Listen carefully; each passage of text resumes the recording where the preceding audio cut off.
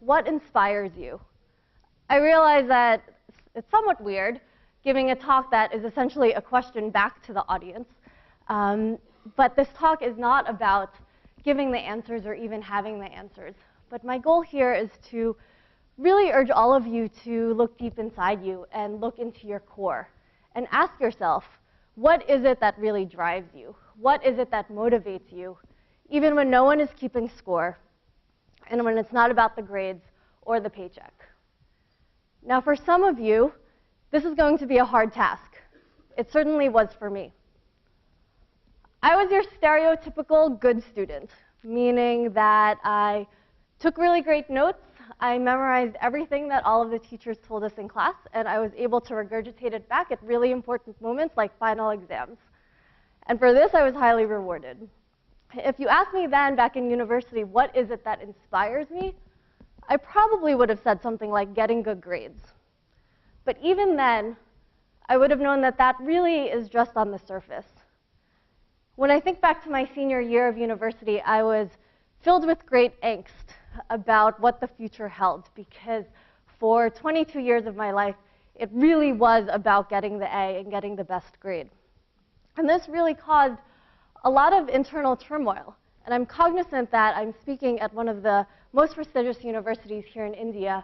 And I'm guessing that some of you here who are drawn to an event like social entrepreneurship are probably going through similar challenges that racked my mind. Now this spring, I'll be going to my college 10-year reunion at Harvard. And let me tell you, they did not teach a class on finding your inspiration. When I was an undergrad there, the largest class in terms of enrollment was economics. Now, I'm told that the largest class is one on happiness. A shift is happening, a fundamental movement where more and more people are realizing it's not all about getting the big paycheck. Of course, yes, that's nice. But unless there's something behind it, unless there's something deeper, unless there's something that motivates you beyond just the money, it will always remain just a job. It will always be something that you're just slugging through day in and day out, unless there's really something behind it that inspires you. So what is it that inspires me now? I'm inspired by approaching social challenges in a new and novel way. I'm inspired by innovative ideas, such as the ones we've heard all day today, that really have the potential to do nothing less than set the world on fire. I'm inspired by tackling social change with dignity. I work at LifeSpring hospitals. LifeSpring Hospital is a new model of social entrepreneurship. What we do is this. We build maternity hospitals in urban slums, and we provide a choice to low-income women who before LifeSpring did not have one. Before LifeSpring, a woman who was about to give birth had a choice of either delivering at home, or if she chose to give birth at a hospital, would have to make the very difficult decision of either delivering at an under-resourced government hospital, or on the extreme end, she could go to a private hospital, which many of them did. And to do this, they would have to sell their assets or take loans at a very high rate of interest. So LifeSpring came about. Our first hospital opened in December of 2005. We're a joint venture now between the Acumen Fund, which is a New York-based social venture philanthropy, and HLL Life Care Limited, which, as you know, is one of India's largest government enterprises. Now, LifeSpring represents a private sector approach to handling social change. It was really interesting watching Melinda Gates' talk at TEDx, which I thought was really great. And I was really proud that the three things that she mentioned, one, real-time data, two, working with local entrepreneurs and local staff, and three, marketing, are all things that LifeSpring has done since the beginning of our organization. In terms of real-time data, we collect data from the instant that we get in touch with the woman in her house through our outreach workers. We follow her and track her journey through pregnancy and after she delivers so that we're sure that the baby she delivers is vaccinated and receives proper care. We do this through Salesforce, which comes from the private sector, but can be applied to the nonprofit and social enterprise sector with great results. We do this through an integrated hospital information management system, which is used at all of the larger hospitals, but which we have customized in a low-cost way. And third is we do this through our call center, where at every step where a woman is in our hospital, our call center is aware of this and can ensure that quality is as high as it should be. The second point that Melinda Gates had mentioned, as you remember from this video, is around employing local staff and entrepreneurs. We hire from within the communities that we work in. And so most of our nurses come from nearby those communities. Not only does that help in terms of really building a connection, but the nurses themselves are going out into the communities. And so we just launched a community nursing program where one day in a week, the nurse will go out and check up on each pregnant woman to make sure that she's having her proper nutrition, to make sure that sanitation and everything in her house is as good as it can be to ensure a proper delivery. And the third aspect that Melinda Gates talked about is around marketing. I happen to head our marketing and strategy at LifeSpring. And as you heard from Melinda Gates, there's really one way to turn a need into a demand. And that's really to get people to want your product. It is not guaranteed that just because we perceive that there is a need, the people out there will want to come in. And so when we talk about LifeSpring to the women that we serve, we show them pictures, we take them to our hospitals. They see a hospital that is bright pink and is a really happy place. We have customer events where we have a photographer come in and take family photographs and baby photographs. And all in all, the whole mood is celebratory. This is a radical change from how maternal mortality and morbidity has been dealt with for decades. In terms of our price structure, normal delivery at LifeSpring costs 2,000 rupees. This includes a 2-day stay at our hospital. It includes all of the medicines, the doctor's charges, the room charges. Basically, is an all-inclusive cost. For cesarean, it's 9,000 rupees for a 5-day stay. Again, all-inclusive. This is a fraction. This is 1/2 to 1/3 the price of care at other hospitals. As I mentioned, we are for profit, but we are not profit maximizing. And it's this type of sustainability that makes me convinced that LifeSpring will really be there to continue long after grants to other organizations may run out. Finally, we believe at LifeSpring that low cost and high quality are not mutually exclusive.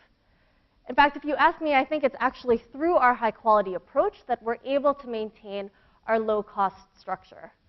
For instance, we have over 150 processes across clinical, operations, and marketing. And our first hospital in Malali is ISO certified. But again, that's what inspires me. Back to the original question, what inspires you? One of my mentors, John Katzenbach, talks often about how pride matters more than money in terms of job satisfaction. And I couldn't agree with him more. When I think about why I come to work day in and day out, it's not for the money, but it's thinking about what my team and I are creating together, what we're building together, both literally and figuratively. And it's not easy, and at times it's really frustrating. I work more hours now than I ever have working in the private sector. But in the end, the pride that swells every time we open a new hospital in one of these communities is really what keeps me going. So what else am I proud of? I'm proud that LifeSpring is tackling one of the world's most pressing injustices in a novel way. Now, I say this because we really are improving how low-income women can access care by pricing our services at a fraction of the cost at other hospitals, and also by going out into the communities, we make accessibility possible. We also serve women living below the poverty line with dignity. We believe that there's a fundamental shift that happens when you stop treating women as passive beneficiaries of aid and instead treat them as customers, active participants in their own health. Our doctors take pride in the quality of our hospitals, and many of them actually deliver their babies at LifeSpring. I think that says a lot. These doctors can deliver their babies almost anywhere they wish, and rather than seeing LifeSpring as a hospital for poor people, they see it as a hospital of high quality, and it's someplace they want to deliver. So I say this knowing that many of you are starting to think about next steps. And being at this university, I'm sure you are having recruiters knock at your door, and you're analyzing all of these different possibilities. But something is drawing you here. Something is making you think about social entrepreneurship, and is this a career that can be for you? Now, the path is not always easy. It certainly wasn't for me, and I'll just share one quick story with that. Back to my senior year of Harvard. I really did not know what I wanted to be when I grew up, and so I took a job consulting in New York. And it was quite fun. They flew me to exciting locations. I learned more about business than I thought was possible for a 22-year-old. But slowly but surely, I started to feel like I had this dual personality.